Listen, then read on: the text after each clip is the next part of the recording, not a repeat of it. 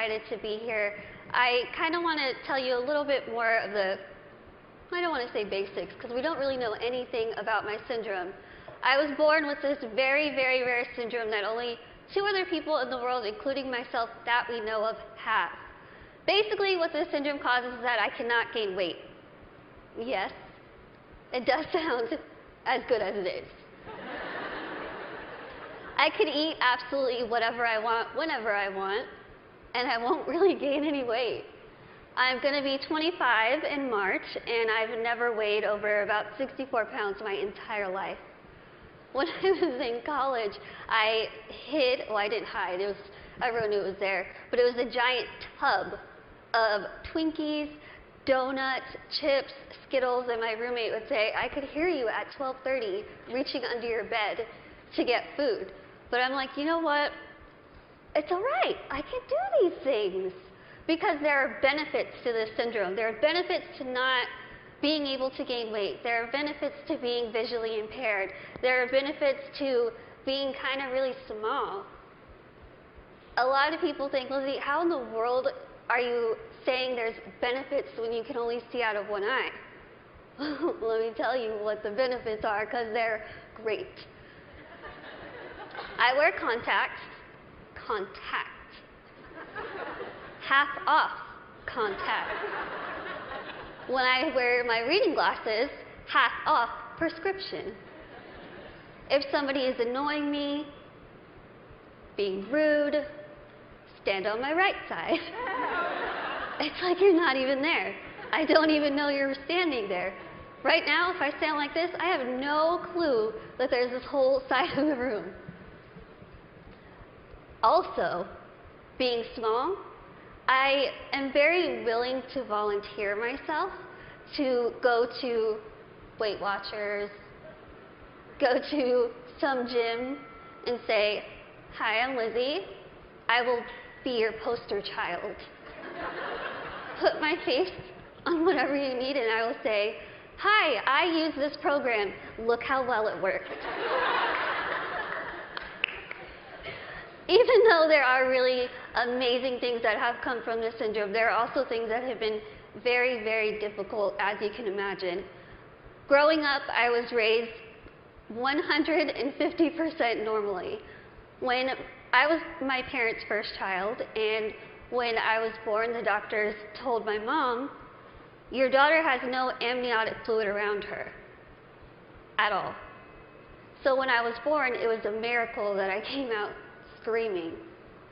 The doctors told my parents, we just want to warn you, expect your daughter to never be able to talk, walk, crawl, think, or do anything by herself. Now, as first-time parents, you could think that my parents would say, oh no, why? Why are we getting our first child to have all these unknown problems? That's not what they did. The first thing they told the doctor was, we want to see her, and we are going to take her home and love her and raise her to the best of our abilities. And that's what they did. I credit pretty much everything that I've done in my life to my parents. My dad is here with me today, and my mom is at home watching. Hi, Mom. She's recovering from a surgery, and she has been the glue that's held our family together and giving me the strength to see that she's going through so much, but she has this fighting spirit that she's instilled in me, that I have so proudly been able to stand in front of people and say, you know what, I've had a really difficult life, but that's okay. That's okay. Things have been scary. Things have been tough. One of the biggest things that I had to deal with growing up was something that I'm pretty sure every single one of us in this room has dealt with before. Can you guess what that is? Starts with a B. Can you guys guess it? Boys. Boys? Bullying. I know what y'all are thinking. I should have come. Why couldn't I sit here with them?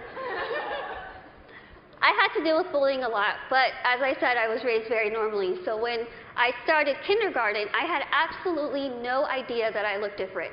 No clue. I couldn't see that I looked different from other kids. I think of it kind of as a big slap of reality for a 5-year-old because I went into school first day decked out in Pocahontas gear. I was ready. I went in with my backpack that looked like a turtle shell because it was bigger than me, and I walked up to a little girl, I smiled at her, she looked up at me like I was a monster, like I was the scariest thing she'd ever seen in her life. My first reaction was, she is really rude. I am a fun kid and she's the one missing out, so I'll just go over here and play with blocks or boys. I thought the day was going to get better, and unfortunately it didn't. The day kind of got worse and worse, and a lot of people just wanted to have absolutely nothing to do with me, and I couldn't understand why. Why? What did I do?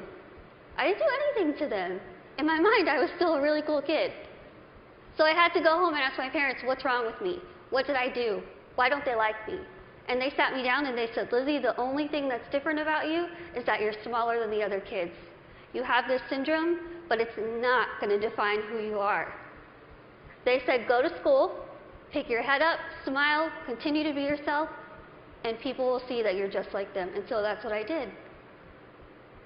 I want you to think and ask yourself this in your head right now. What defines you? Who are you? Is it where you come from? Is it your background? Is it your friends? What is it? What defines who you are as a person? It's taken me a very long time to figure out what defines me. For so long, I thought what defined me was my outer appearance. I thought that my little tiny legs and my little arms and my little face was ugly. I thought it was disgusting. I hated when I would wake up in the morning and I was going to middle school and looking in the mirror, getting ready and thinking, can I just scrub this syndrome off? It would make my life so much easier if I could just scrub it off. I could look like the other kids. I wouldn't have to buy clothes that had Dora the Explorer on it. I wouldn't have to buy stuff that was bedazzled when I was trying to be like the cool kids. I would wish and pray and hope and do whatever I could to pray that I would wake up in the morning and I would be different and I wouldn't have to deal with these struggles. It's what I wanted every single day, and every single day I was disappointed. I have an amazing, amazing support system around me who never pity me, who are there to pick me up if I'm sad, who are there to laugh with me during the good times, and they taught me that even though I have this syndrome, even though things are hard, I can't let that define me.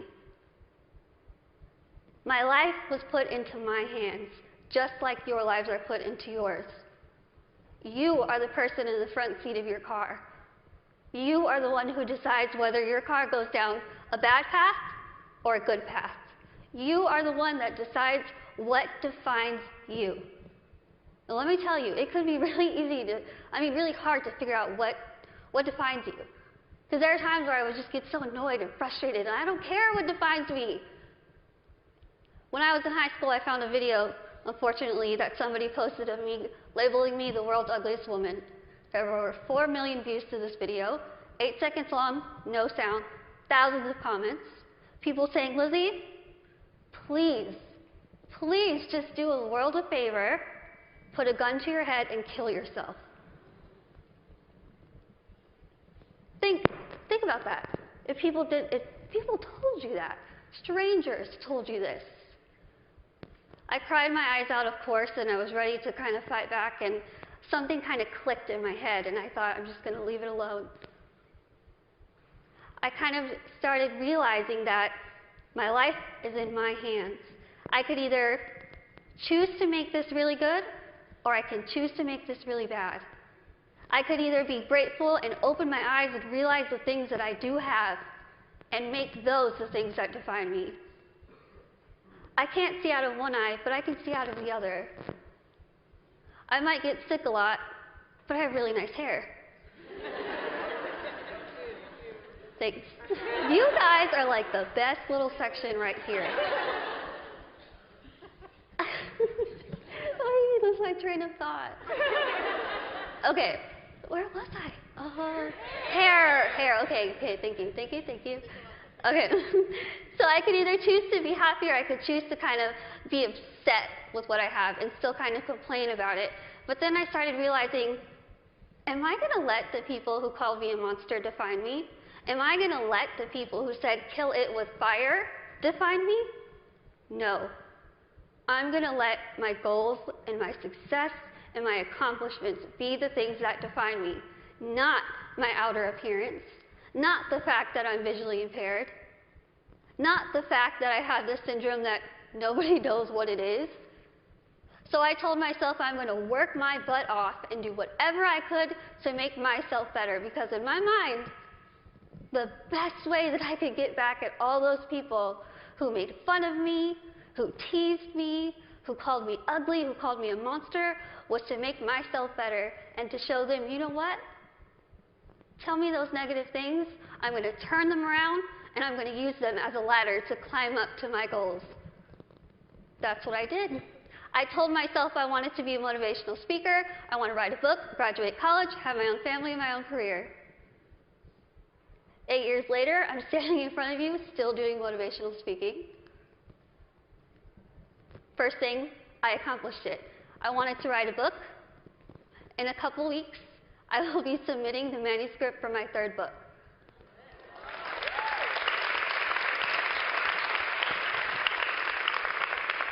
I wanted to graduate college, and I just finished college. I'm getting a degree. I'm getting a degree in communication studies from Texas State University in San Marcos, and I have a minor in English.